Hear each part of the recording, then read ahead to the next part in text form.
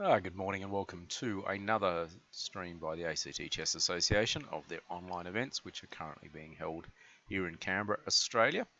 My name is Sean Press. I organise these events on behalf of the ACT Chess Association, and I do these video summaries of the tournaments the day after the round, normally around about 10 o'clock in the morning, running a little bit late today, but thanks for tuning in. As I said in the last couple of broadcasts, a lot of ACT Club Chess is now starting to go back face-to-face. At the moment, the Tuggeranong Chess Club on Monday nights is now meeting in person with a restriction of 20 people, and their current tournament is full right up. But hopefully, as restrictions in Canberra get lifted, more players will be able to play. Canberra Chess Club is meeting on Wednesday nights now, back at the Hellenic Club in the city. And they started the first 3 rounds of their Rapid tournament on last Wednesday night. And would have played last night. No, sorry, not last Wednesday. Last Thursday night, I should say. I'll get my days of the week right. And they will be having their next 3 rounds this evening. But in the meantime, I'm still waiting on word from Gungahlin Chess Club, which meets at East Lakes at Gungahlin. I have spoken to management. They're just sorting out their venue space because they've had to reorganise the layout of the club to deal with social distancing, which means that there is at the moment less space for the community groups, including the chess club, and I'm waiting on word for that. But last night we had our regular Wednesday Rapid tournament. It was a 4-round event. We had a couple of difficulties with players registering and then the server rebooting and not being able to re-register again, which is a bit of a shame. And because chess.com rules are that you if you only have 8 players in a tournament, they'll only do a 4-round Swiss. Basically, even if you specify a longer Swiss, it's based also on the number of players you've got entered. So we had 8 players, and then 9 players, I think, and then maybe 10 players, except one player didn't play. As you can see, it was slightly confusing. But 4 rounds of chess were played. And equal first were candidate master Hui Li and Miles Patterson, who finished on 3.5 out of 4. They drew with each other and beat everybody else. In third place was Stephen Mugford on 2.5, including a very interesting draw that he played. Unfortunately, I'm not going to show it today, where he defended a position where he had a single bishop and a number of pawns versus 2 bishops and a number of pawns. But the way the pawns were arranged, the 2 bishops couldn't sensibly organise a breakthrough because the bishop that was going to be sacrificed to win some pawns would have left an opposite coloured bishop ending, which was probably drawn anyway. Haven't analysed that one, by the way. Instead, I'm going to analyse a game that was played by Cam Cunningham and Nick Bear, which turned out to be a win for Nick, who's playing black. But I thought I'd just pick this one because I like to rotate amongst the players that I normally analyse. And at the same time, there were some interesting points, especially in the opening. And I'll get right into it now. So off we go. E4, D5. Nick's one of these players that plays the centre counter, or Scandinavian. David Smurden, Australian Grandmaster, has written an excellent book on this, by the way. And so if you are a fan of playing the Scandinavian, I'd recommend getting that book. I usually torment my opponents by playing D4 in this position and transposing into a Blackmar Dimar gambit. I've even played it at Chess Olympiad once, which is quite a rarity. Only managed to draw that game. But Cam does the right thing, captures straight away, putting the question to black about what's happening next. So queen takes D5, and knight C3 is theory. I will point out that when I first started playing chess as a 15-year-old, I had a chess computer which always played the center counter on the lower levels at least. E4, D5 was its favorite move because I think it had a mobility function which said, hey, queen's getting active is really good. But for whatever reason, I thought C4 was a better move. I just probably didn't consider knight C3 at the time. Played C4, but then always wondered what to do after queen E4 here. Eventually, I learned that knight C3 was the right move.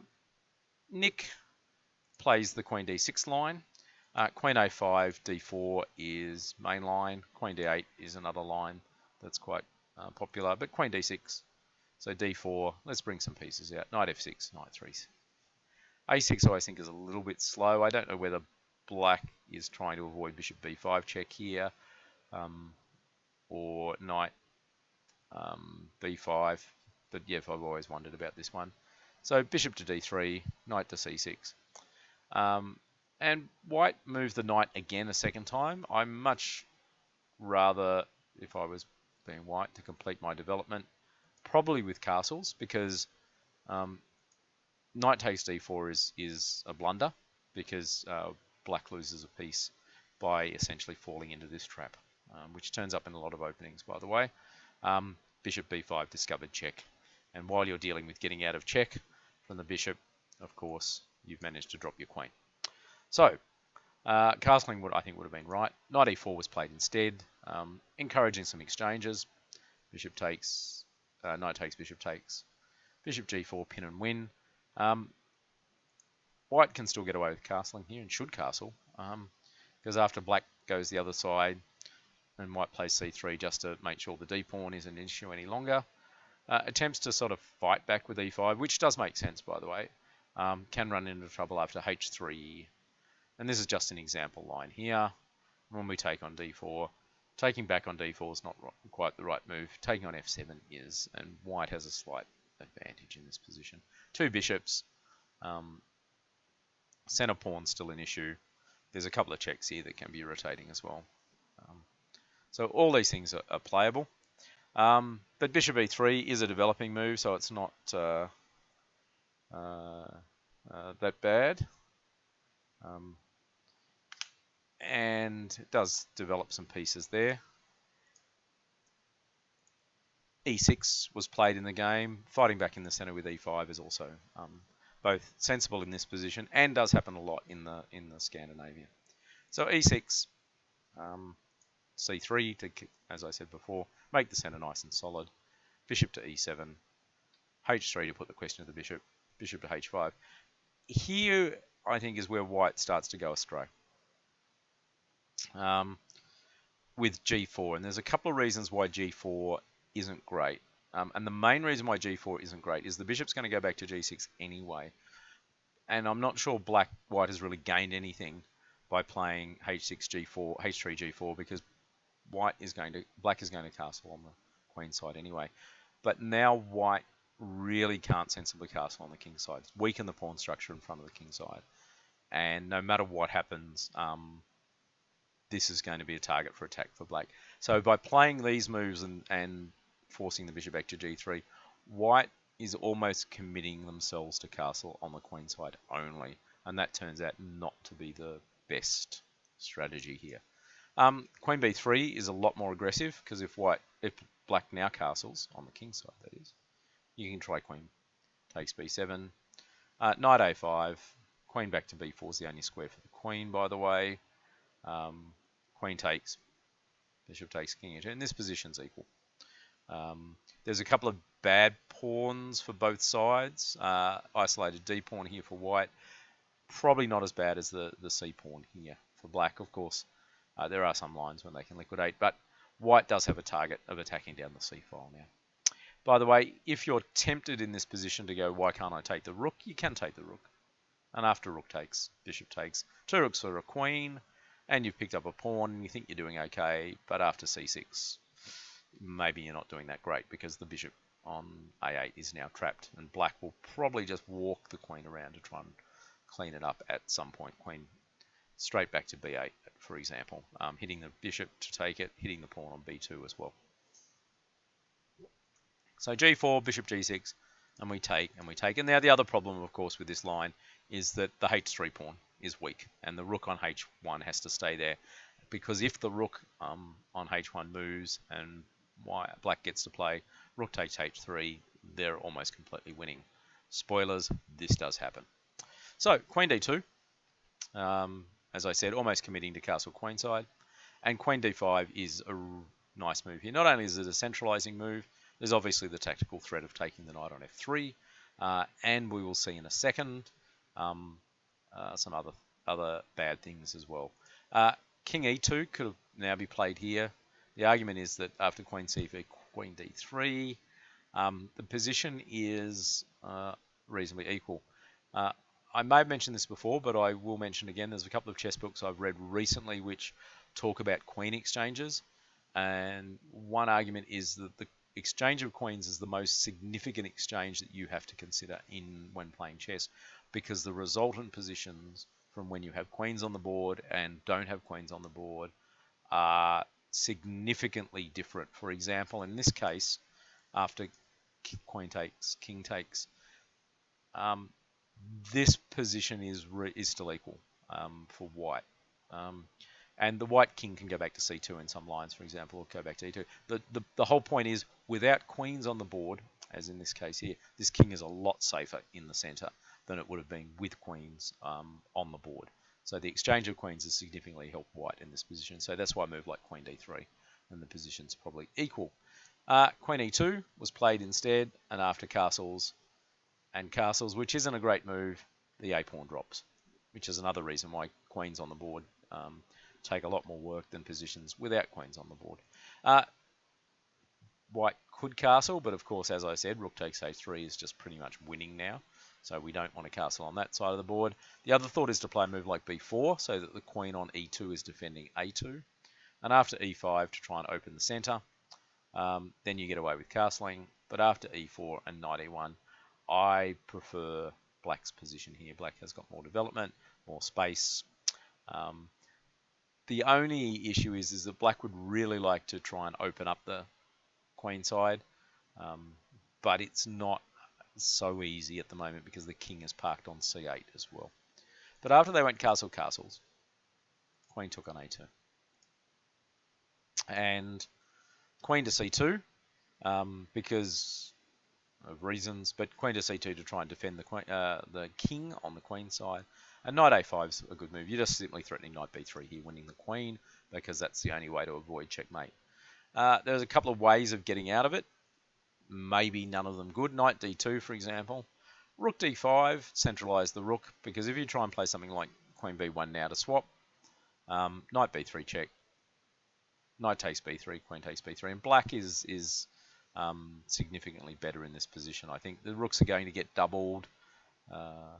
The black squared bishop is doing a lot more for black than the black squared bishop is doing for white, because of the way the pawns are structured as well. Queen b1 straight away. And here black missed an interesting tactic. There is a saying that if you look at a tactic and it doesn't work, try and reverse the order of the moves, and maybe you'll be surprised at what you find. By the way, this game was played with a time limit of 10 minutes and 2 seconds, so there wasn't a lot of time to get everything right. But knight b3 first, then king c2, now queen a4. And you're obviously threatening a discovered check, with the knight going to d4, double check, and then taking on f3 in some lines and winning a piece, which kind of forces the king to run to d3, then queen b5 check here. And if we go back here, then rook d5 again. So we keep seeing this rook d5 idea of just centralizing the rook. And if white tries to make black pay for leaving the knight on b3 with queen a2, there is a tricky idea here of queen e2 check.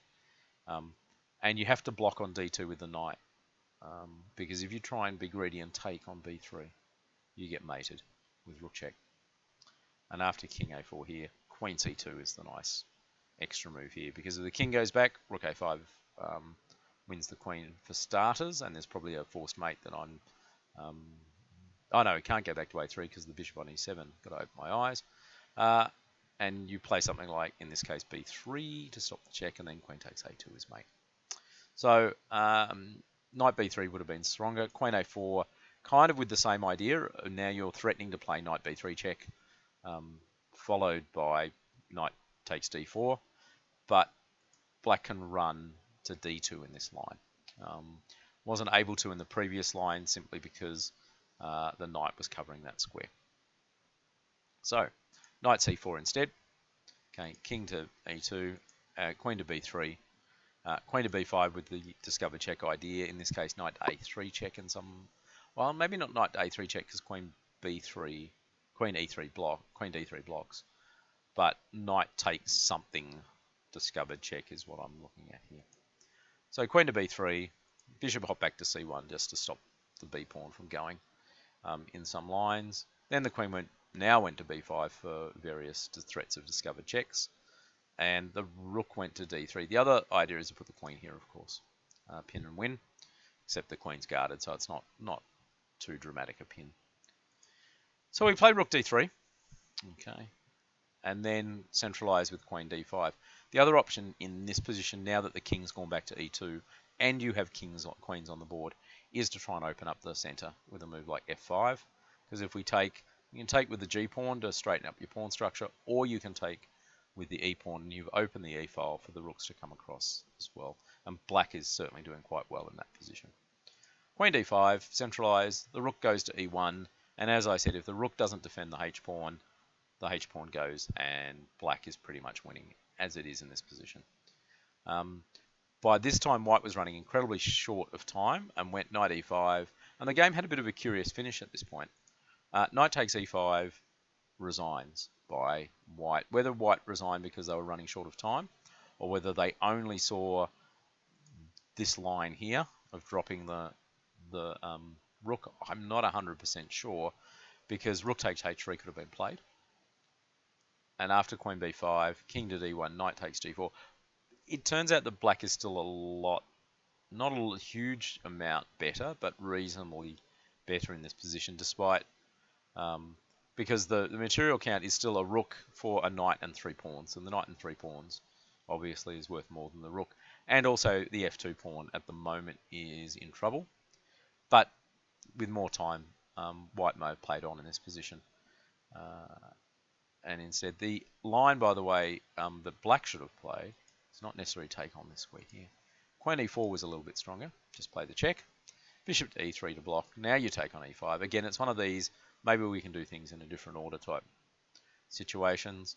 Pawn takes, and then you got a couple of choices. Queen takes g4 check, king to d2, let's swap some rooks, and then bishop to g5. And we're essentially just threatening to swap everything off and liquidate into an ending where, if you can see, black is already 3 pawns ahead. So that was an interesting game from Nick Bear and Cam Cunningham. Scandinavian tends to turn up a lot at the club level. A number of people do play it. Milan Grisic in Canberra was famous for playing it for a long time before it became fashionable. Ian Rogers, early on in his career, also played it, and in a case of what I would regard as unfortunate timing, decided to stop playing it just as Kasparov used it in a World Championship match against Nand. Which is unfortunate if you're the world's leading player in the Scandinavian and then give it up just before the world champion decides that it's a good opening. That can be a bit of a shame as well. So that was from last night's ACTCA Rapid Play Tournament, being organised by the ACT Chess Association. My name is Sean Press. I do these video summaries and organise the events on behalf of the ACT Chess Association. As I said at the top of this broadcast, the clubs are now starting to go back. So Street Chess is back. Canberra Chess Club is back. Tuggeranong Chess Club is back. We're just waiting on word for Gungahlin Chess Club, and we're just trying to sort out our program for inter-school chess and junior chess, which means that we're almost up to 50% of the regular chess we used to have happening, which means that these online events are starting to be scaled back as well. So we're only doing the Wednesday night tournament and the Thursday night standard, which is on tonight, but even at the end of the Thursday night standard in this week and next, that'll be the last of those, and so all we're going to have is just the Wednesday night online rapids, while the other clubs are all going back to face-to-face chess. So thanks for watching, and I will be doing another summary this time of the standard tomorrow morning at 10 AM, and I look forward to seeing you then.